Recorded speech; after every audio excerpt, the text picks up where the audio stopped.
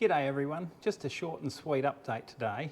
Our big problem we have is our main editing computer crashed and burned last week and went off to Silicon Heaven, so we no longer have a computer and we can't make epic big productions of car restoration and edit them and turn them into movies.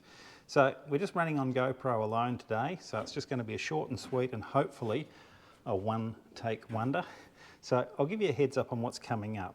Just before our editing computer died, we'd started filming a sequence on this original door off the brown ute, and we're going to do the same thing as the roof. We'll do a step-by-step and do all the repairs we need to turn this back into a really good door. Now at the moment, it's a average sort of condition door, I'd say, that you'd want to be repairing. It's had some 1970s, 1980s butchery where they've put a speaker in the door, and it looks like it's been done with an air chisel, and they've chopped it all up, they've damaged the frame. It's got some rust in the corner, which is really typical for this era car, and we'll be repairing that. We'll make a new patch for there, we'll make some pieces and weld in there. The bottom of the frame's pretty good, I can't see any real problems with that.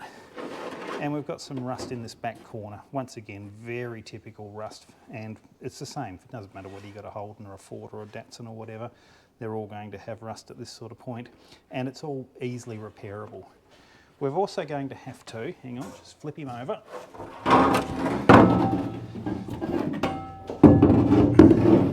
Make a repair section for the outside.